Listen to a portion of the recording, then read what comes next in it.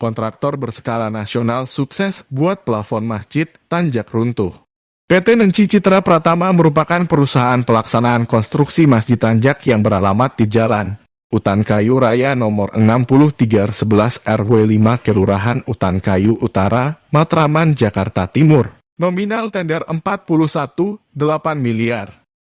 Perusahaan yang sangat piawai dan sangat berpengalaman dalam mengerjakan proyek skala nasional. Informasi didapat dari pers rilis BP Batam Arya Stuti selaku Humas mengatakan, plafon masjidnya jatuh karena kelembaban yang ada di plafon masjid tersebut.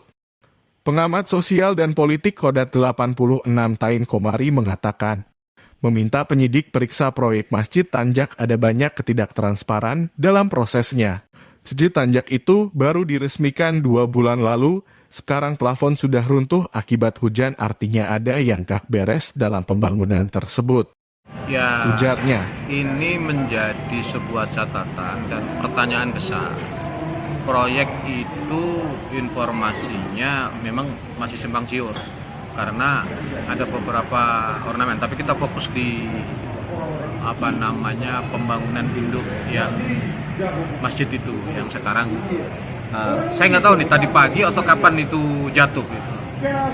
Karena nggak tahu apakah hari ini, setahu saya nggak ada hujan deras di Batam kok di sana sampai roboh, atau hari ini atau kemarin atau gimana. Masjid itu baru sekitar 2 bulan yang lalu lah, baru masuk ke 3 bulan ini diresmikan oleh Menko Perekonomian kalau nggak salah, Erlangga Hartanto. Tentu ini menjadi sebuah pertanyaan besar. Kenapa proyek yang baru 2 bulan kemudian sampai mengalami hal roboh seperti ini? Proyek ini bukan sedikit, kalau nggak salah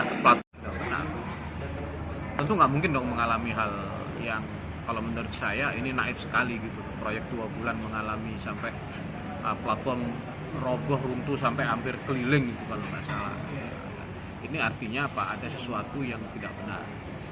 Kalau saya justru sekarang posisinya mendorong penyidik untuk melakukan pemeriksaan terhadap proyek tersebut. Karena satu, dari proses awal misalnya, visibility study-nya seperti apa?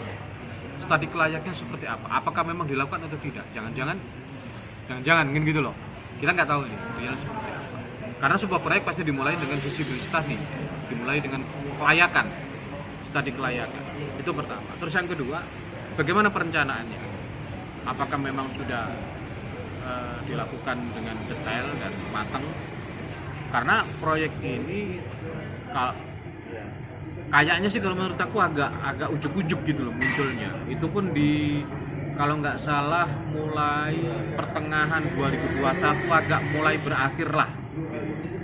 Kemudian sampai berlanjut di 2022 kan, yang diresmikan sekitar bulan 2 bulan yang lalu, bulan Juni atau Juli lah. Artinya ini proyek sampai melewati tahun juga. Nah, apakah proyek ini memang multi-years atau bentuknya seperti apa? Karena proyek itu biasanya dilaksanakan dalam tahun berjalan, tidak sampai melampaui tahun, kecuali yang sifatnya memang multi-years. Nah, itu yang pertama. Terus yang kedua, platform anggaran itu dengan spesifikasi proyeknya benar-benar sudah sesuai belum yang dilaksanakan oleh kontraktor. Ini kan terjadi platform ini roboh, runtuh itu. Tentu ada kebocoran dari atas, di atap. Berarti ada masalah di atap. Nah, atapnya ini apa? Gitu. Kalau ngelihat ada kerangkanya itu kayaknya pakai spandek. Kalau ngelihat anunya, artinya yang perlu dicek itu spesifikasi anggarannya seperti apa. Jadi menurut Catain nggak sesuai speknya atau gimana? Kita nggak berani menyimpulkan seperti itu, tetapi ada indikasi seperti itu.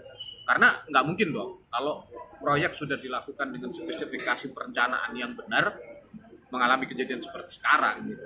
Kalau persoalan katakanlah Banten BP kan karena debit hujan deras tinggi sehingga itu kan sudah diantisipasi sebelumnya. Batam memang sering hujan yang yang tidak menentu gitu, yang bisa muncul tiba-tiba dan debitnya juga deras. Jadi pasti sudah dihitung sedemikian rupa. Tapi kalau kejadian seperti ini kan berarti ada yang salah dong dalam perencanaan atau dalam pembangunan. Maka kenapa saya sarankan sebaiknya penyidik yang langsung turun. Kenapa penyidik? Satu, dia punya otoritas untuk meminta dokumen dari mulai awal sampai pelaksanaan, sampai akhir, sampai penyerahan proyek. Terus kemudian kalau berkelim untuk menjaga, otomatis justru membuat pertanyaan besar. Ada indikasi bahwa ada yang disembunyikan, ada yang tidak beres. Dan penyidik berhak untuk melakukan sitak. Artinya apa?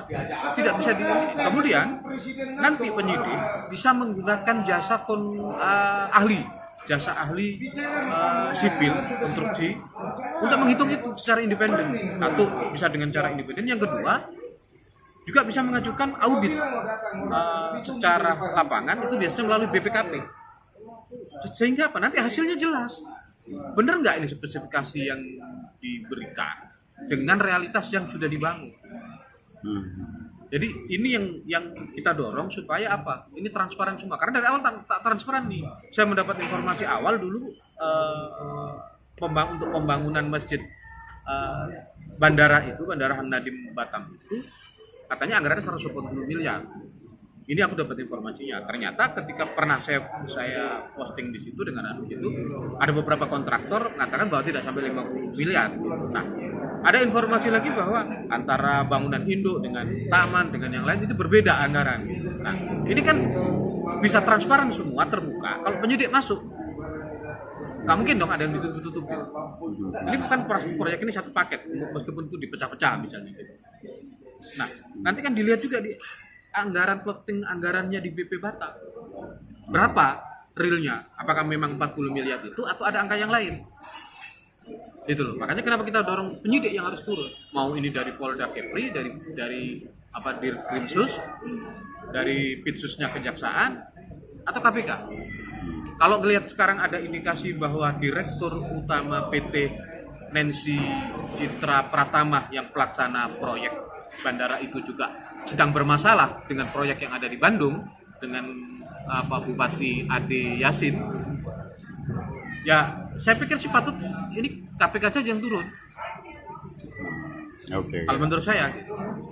Oke. Itu aja tak Ain. Terima kasih, Cak.